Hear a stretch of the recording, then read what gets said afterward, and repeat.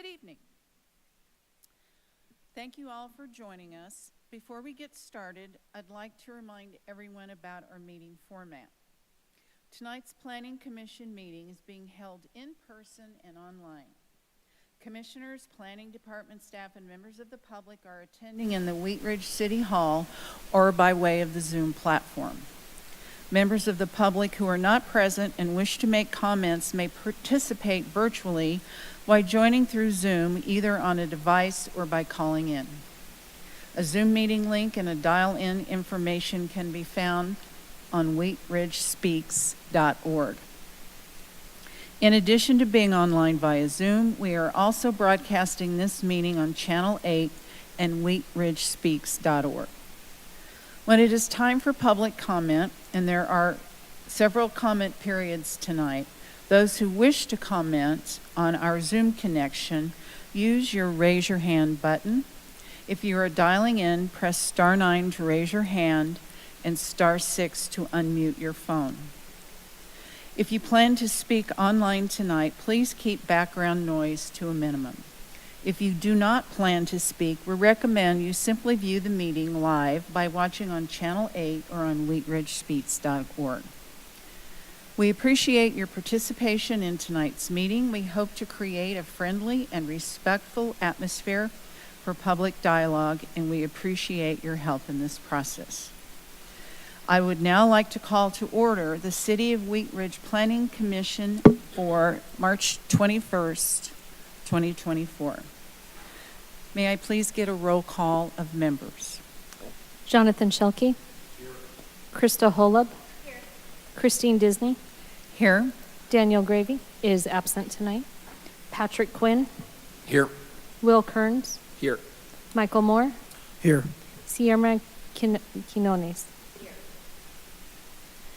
The next order on the agenda is the Pledge of Allegiance. Please stand and join me in the pledge. I pledge allegiance to the flag of the United States of America and to the republic for which it stands, one nation, under God, indivisible, and liberty and justice for all. The next item is approving the order of tonight's agenda. Does anyone have any changes to the order of the agenda? Seeing none, the agenda will stand as published.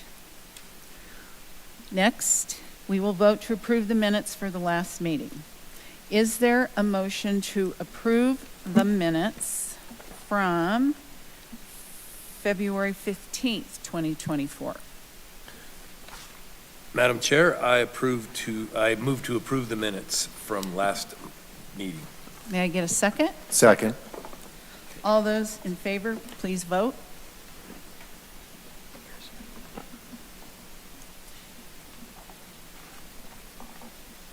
And the motion passes. 4-5 to 2. 2 abstaining. Yes. We will now open the general interest public forum. This is the time for any person to speak on any subject not appearing on the agenda. If you plan to speak on an item that is on tonight's agenda, please wait until we get to those items. All speakers are asked to limit their remarks to 3 minutes. Speakers may not donate their time. Is there anyone signed up to speak?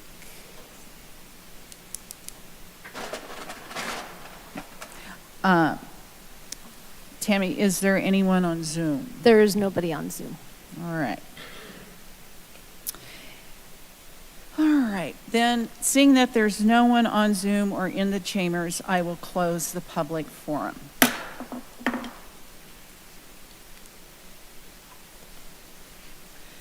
Tonight we have 2 public hearings.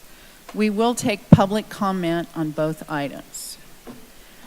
And since we don't have anybody, I believe, from the public here to speak, we'll go ahead and Commissioner Quinn, would you please read the request? First request. Yes, thank you, Madam Chair. I'd like to introduce Case number WZ 23-04, Lutheran Master Sign Plan. Case WZ 2304 is an application by HDR Architects Incorporated requesting approval of a master sign plan for Intermountain Health Lutheran Medical Center Hospital campus at Clear Creek Crossing. The master sign plan proposes a deviation from typical standards to allow for internal directional signs and larger wall signs, both of which are inherent to a hospital setting. If approved, the design pattern book will be amended administratively to refer to this master sign plan for planning area 1. Thank you. May we please have the staff report?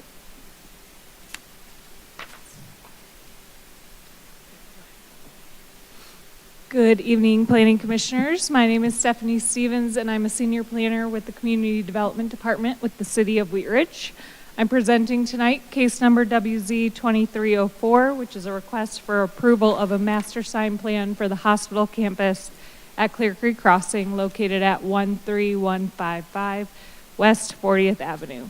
I'd like to enter into the public record the contents of the case file, the zoning ordinance, the comprehensive plan, and this digital presentation.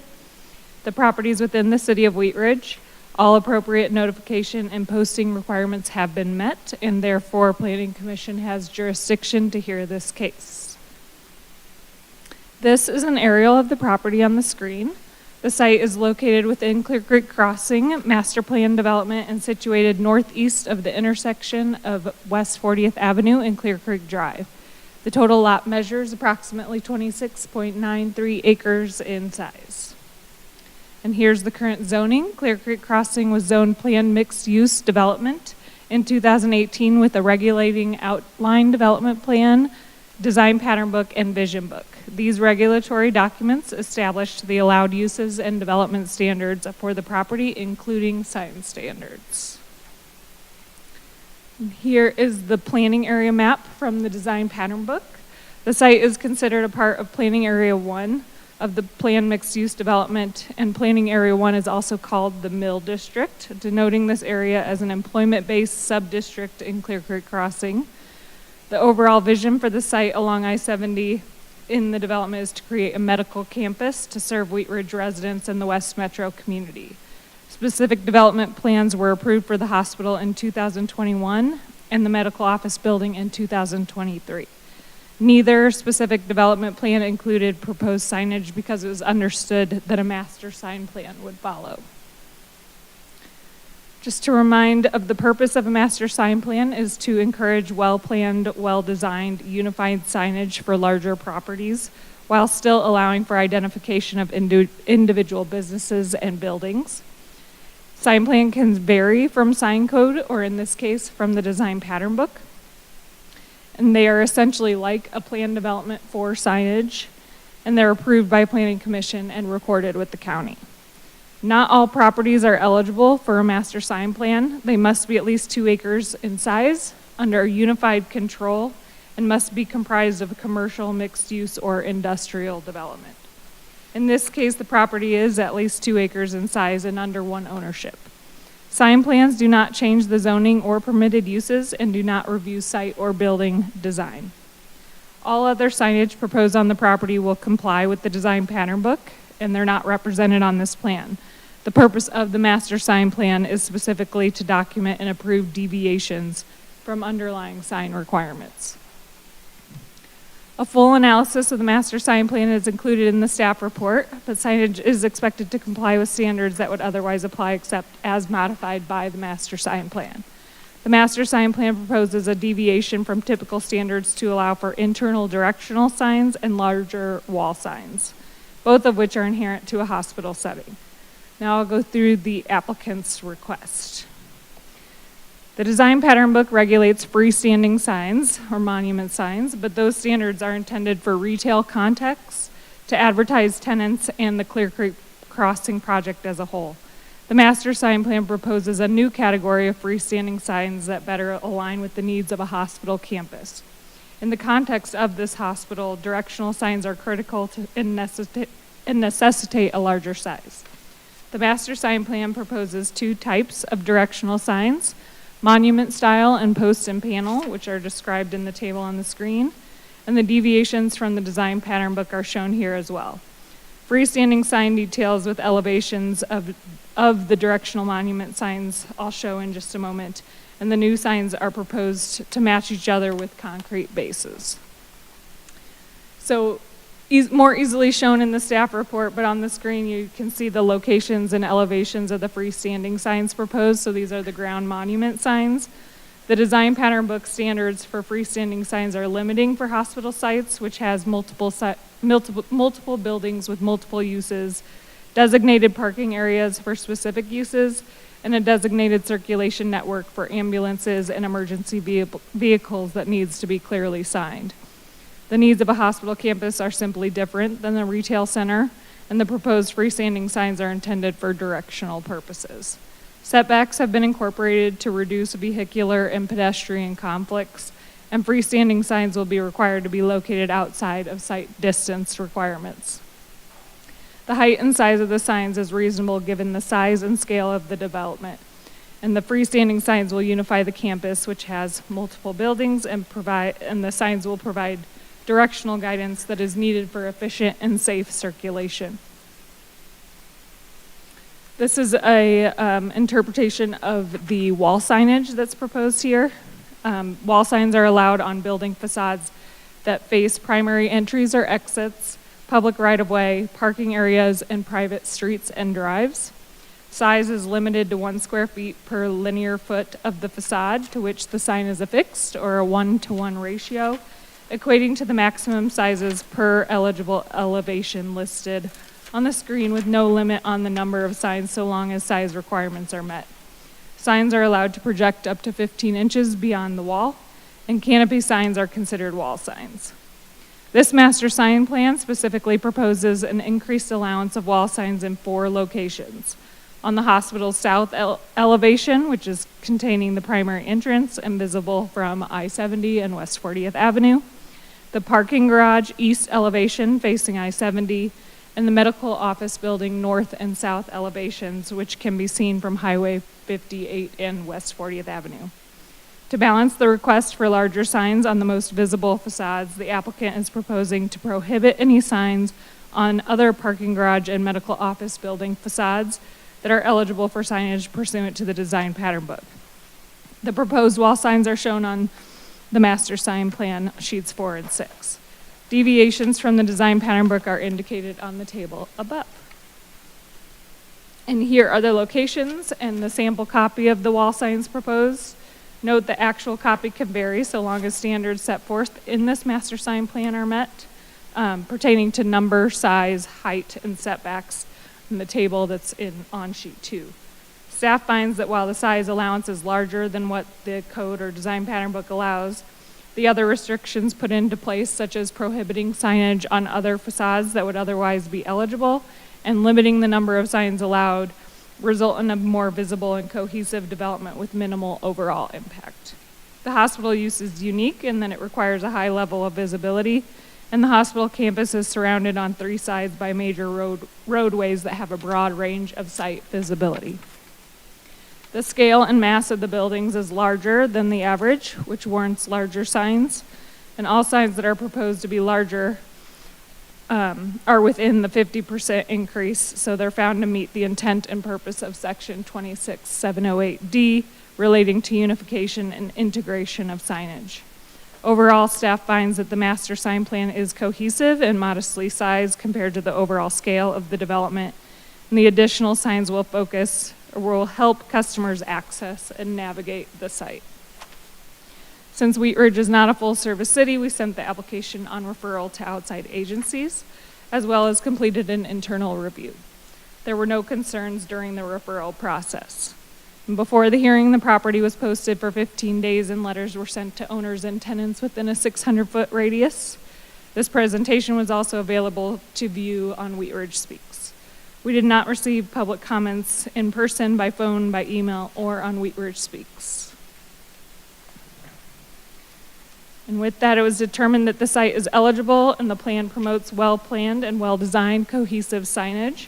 It's appropriate for a hospital campus, which has unique needs, and it's consistent with the code. For all of those reasons, staff recommends approval of the request, and a recommended condition of approval is provided in the staff report. That concludes my presentation. Thank you. Thank you, Stephanie. I'll now entertain questions from the commissioners.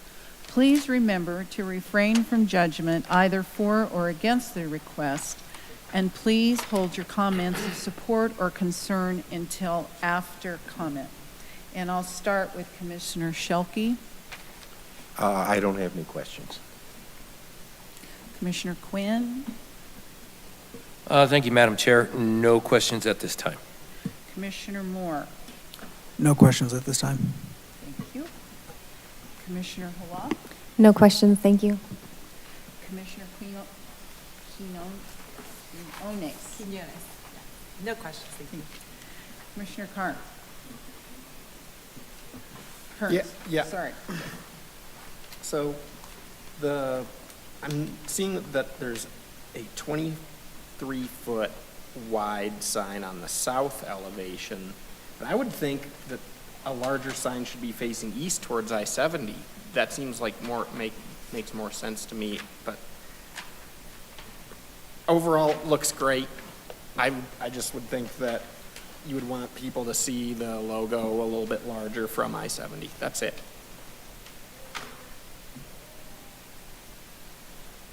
All right, thank you. Do you have a presentation from the, okay, great.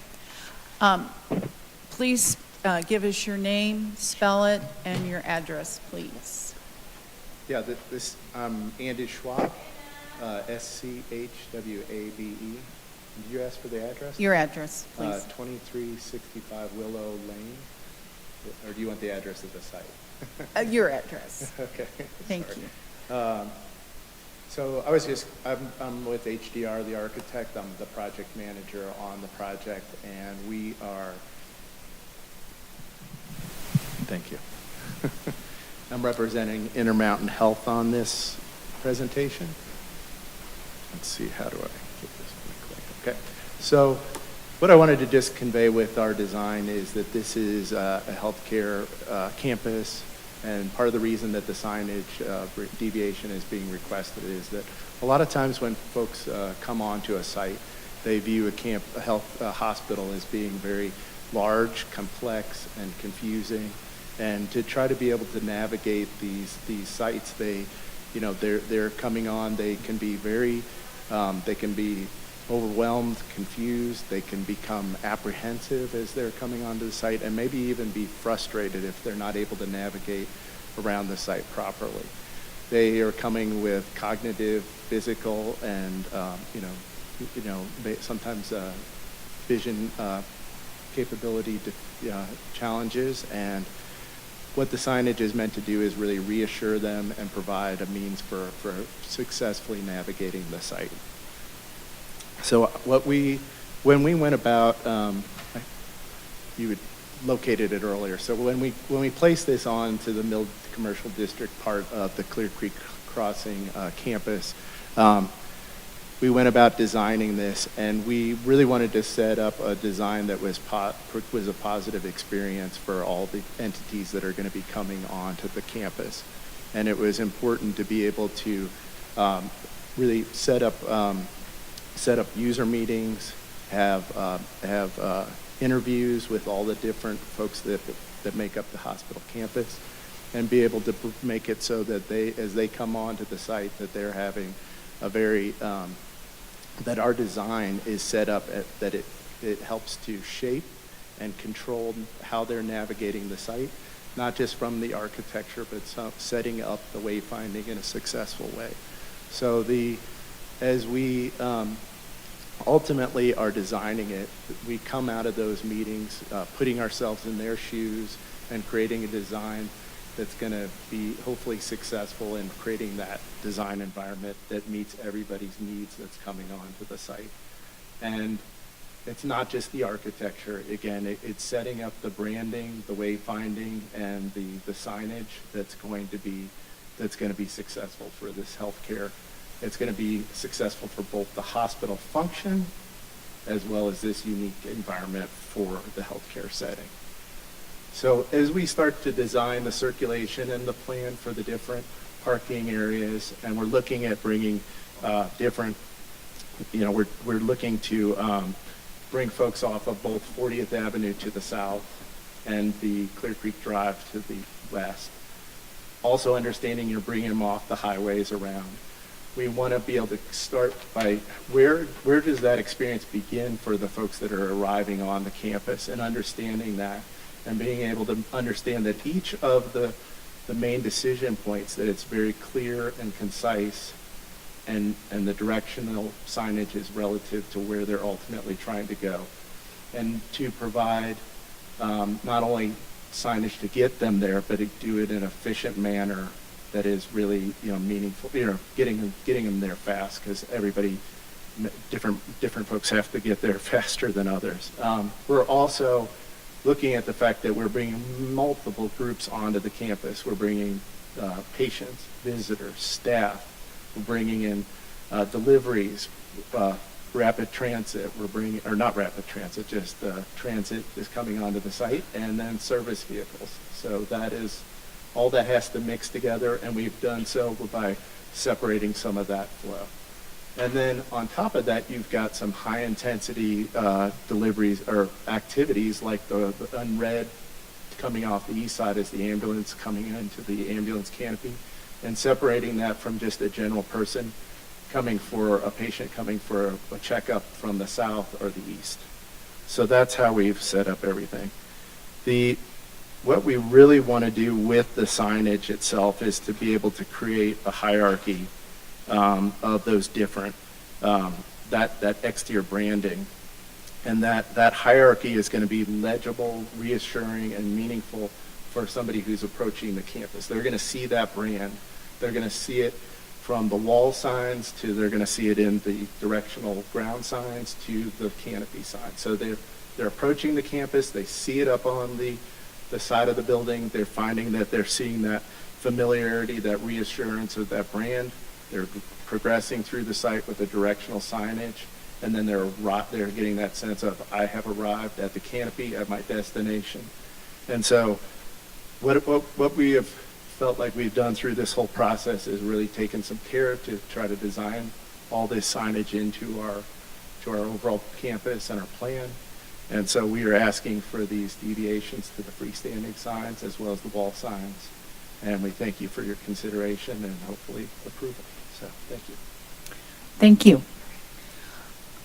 We have nobody in chambers. I can open the hearing for public comment. We have no one in chambers. Tammy, do we have anybody online that wishes to speak? Nobody on Zoom. Okay, great. Before I entertain a motion, I'll go one more time through the commissioners to see if anybody has a comment about this before we take a vote. So we'll start at the other end. Commissioner Kearns, do you have any comments? Thoughts about the idea of facing a large sign east towards the highway, or does it make more sense from the local street system to have those signs? Ultimately it was, the owner's decision. I think they really wanted to make sure that they concentrated their increased square footage towards the main entry. That was their most important. I think they felt like they had both the signage on the parking garage as well as the main facade. I think I might have, it was just kind of their choice, I guess. So. I noticed the east elevation of the parking garage has a large sign, so it's double signed from the highway. And I think they felt maybe that it was close enough to those lanes of traffic that it was visible. Plus, you are, but I don't know. I didn't get their exact report out as to why they did that. So. Looks great. Thank you very much. Thank you. And Commissioner Kearns, if I may add, so this plan only shows the deviations from sign code, so those that exceed the design pattern book, so they may still have signage on that east side. They're just not requesting like additional than what code allows. That's true, yes. Commissioner Quinones? No additional comments from me, thanks. Commissioner Hlup? No questions, thank you. Commissioner Moore? No questions. Commissioner Quinn? Thank you, Madam Chair. A couple really quick ones. Thanks, both of you, for the presentation, very informative. And this is just the deviation from the normal signage. My question was going to be, what about anything upstream and downstream, like 32nd and Clear Creek, or 40th underneath the highway, or down Youngsfield? But that's not asking for a deviation, so probably answered my own question.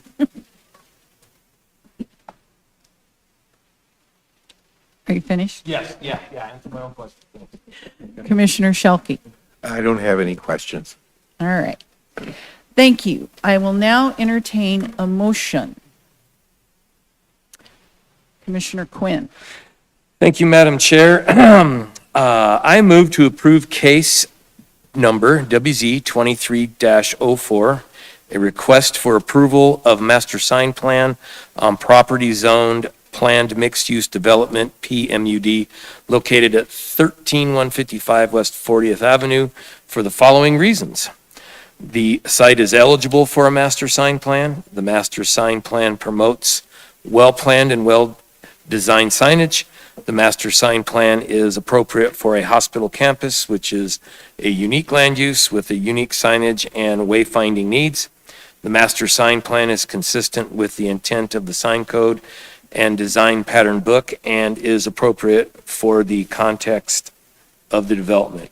With the following condition, the applicant will obtain building permits that comply with the master sign plan prior to installation of the approved signs. May I have a second? Second. Please vote. Commissioner Moore is abstaining. Motion approved, 6-0 with 1 abstain. Thank you. Thank you very much. Thanks for I coming. appreciate it. I will now open the public hearing for case number Z0A-24-03. Commissioner Kearns, will you please read the request? Sure. This is an ordinance amending section 26-09 of the Wheat Ridge Code of Laws concerning public hearing letter notice, case number Z0A-24-03. Prior to a public hearing for a quasi-judicial application, the zoning code requires that notice of the hearing be sent by letter to owners and occupants within 600 feet of the subject property. City Council recently discussed the requirements and practice associated with letter notice and directed staff to increase this radius to 1,000 feet. Notice for this public hearing was provided pursuant to the Code of Laws. May I please have a staff report?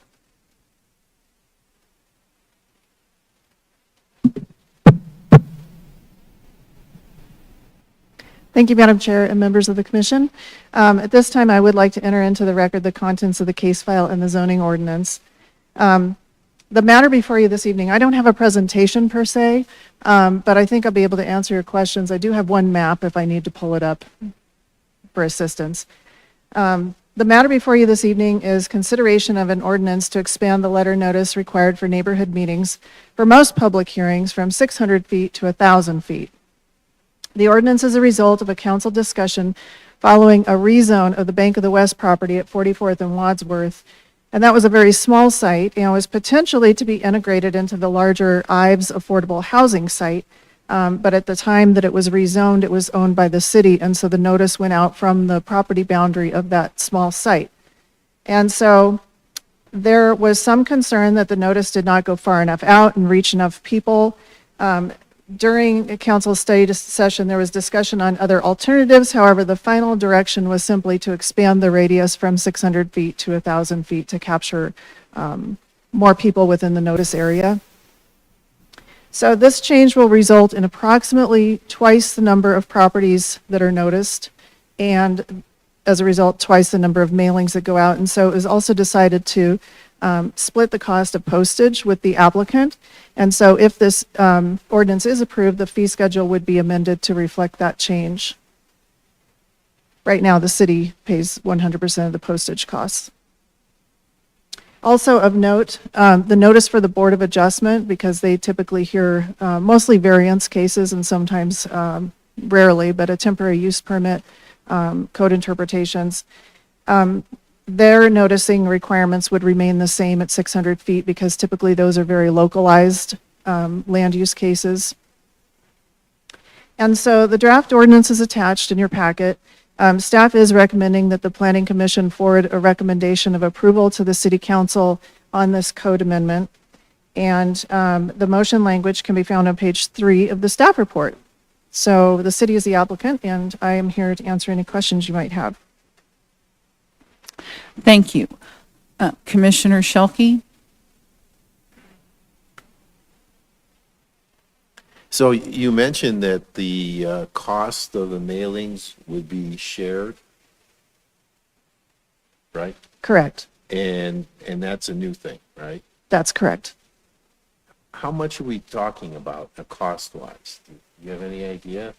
Well, it would be the postage on the number of mailings, and it varies. So if you have a site with a lot of large properties around it, it might be a very small amount. I forget what the going postage rate, because I buy those forever stamps, but if it's 60 cents, and it's going out to 100 owners, then that $60 would be split. If it is going out to, 800 owners, then you're going to have a higher cost, both to the city and to the applicant. Okay, thank you. You're welcome. Commissioner Quinn? Thank you, Madam Chair. Thanks for taking this on. I was at that council meeting, and that was a big concern for some of the citizens. So I think that's a really good idea, that extra 400 feet. Of course, the guy that's at 1,001 is going to not be happy, but the person that's at 800 feet will be ecstatic. So thank you very much for this. Commissioner Halab? No questions. I just wanted to say thank you for also providing the relevant distances for nearby cities. That was helpful. Commissioner Quinones? No questions. Commissioner Kearns? No questions. Commissioner Moore? No questions. All right. I see nobody in chambers for public comment. Tammy, do we have anybody online? Nobody on Zoom. Does anybody have any further questions or comments before I entertain a motion? Commissioner Kearns? I move to recommend approval of the proposed ordinance amending section 26-109 of the Wheat Ridge Code of Laws concerning public hearing letter notice, including a proposed ordinance and a staff memo from August 3rd, 2020 in City Council study session. May I have a second? Second. Commissioners, please vote. Motion approved, 7-0. Thank you. Next on our agenda is old business. Do we have any old business, Ms. Easley? No, Madam Chair, we do not. All right. And under new business, First of all, I'd just like to welcome our 2 new commissioners, Commissioner Holub and Commissioner Quinones. Trying really hard on that name. And I'll give you a moment to say welcome. welcome. Welcome. Glad you're here. All right, moving on to upcoming dates. All right, so our next planned meeting would be on April 4th. There will not be a meeting on April 4th, so you have the evening off. However, there will be a meeting on April 18th. And that's a fairly important meeting because we will do the election of officers on that night, and we also have 1 rezoning case. So if you cannot attend, make sure you let our recording secretary, Tammy, know at least 1 week before the meeting, unless you're ill, in which case it would be excused. All right. And then I also wanted to mention that I'm going to go through a couple of dates, and then we've got a couple of dates that are relevant to the commission itself. On the city plan, I wanted to give you a quick update. Of course, the evening of the steering committee meeting was our big blizzard, and so we ended up changing it to Zoom, and we had really good attendance. Only 3 people were unable to attend, so it was a very robust, entertaining discussion, and I think we just have an excellent steering committee that you'll all enjoy working with when you meet them at some point. We do have an update on the city plan going to city council on April 15th, which of course is also tax day. And then on April 16th, the night after, there is the citywide public kickoff meeting at 4:30 at the Rec Center. That is our open house for the city plan, so I hope you can join us. And then the following night, there is a second steering committee meeting on April 17th. So they're kind of packed in. This is partly due to the travel arrangements and also just because they kind of build off of each other. And this is where the next date ties into the Planning Commission. On May 2nd, the consultant team will be here to provide an update and get some feedback from you all. So I hope that you all can attend on May 2nd. May is going to be a busy month. We also have on May 16th, the city attorney is going to be joining us and doing a training. And so I don't think that we've had one for a couple of years, and we've got a few new commissioners, and it's just a good reminder for all of us. If you cannot make it, of course, it will be recorded and you can watch it later. But if you are able to attend in person and participate in the discussion, I think it'll be a good one. If you haven't met our city attorney, he's very good. I've worked with a lot of city attorneys over the year, and I would put him up there in the best. And he's also quite entertaining, so it won't be a dry session, and it'll, I'm sure, be entertaining and very informative. So hope you can join us. That concludes my updates. All right, any commissioner updates? Commissioner Shelkey? No, I don't think so. Commissioner Quinn? Thanks, Madam Chair. A couple of quick notes for public and all of us. I read that we're going to have a branch drop-off from the Mighty Storm tomorrow and Saturday at Color Stand Elementary in the District 3. And so free drop-off, no commercial. There's all kinds of other rules with it. And the Easter egg hunt Saturday. Where? Don't forget, that's a blast. Where's And it at? Anderson Park. And it goes quick. Them little kids can suck up eggs fast. Thank you.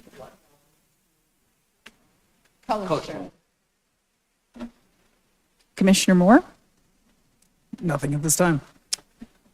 Commissioner Halep? No, nothing at this time, thanks. Commissioner Quinones? No update. Commissioner Kearns? None for me, thanks. I have an update. I am serving on the Jeffco Advocacy Network, which is concentrating on affordable housing.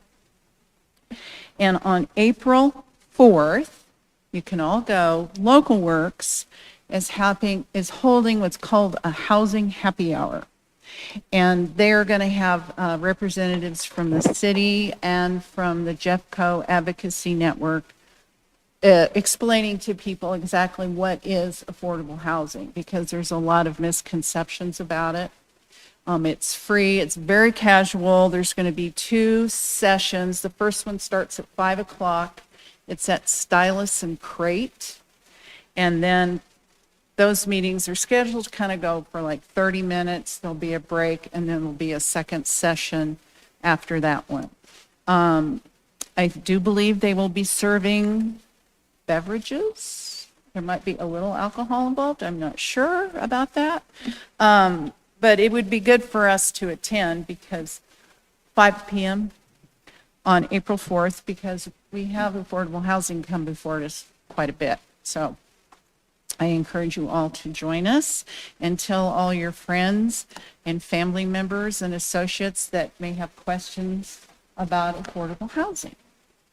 And with that, I would like to ask for a motion to adjourn the meeting. Please note that I said I'd have us out of here at 7:15, and I beat that by 5 minutes. I hear a motion to adjourn. So moved, Madam Chair. May I have a second? Second. Please vote. Motion approved, 7-0. Meeting adjourned.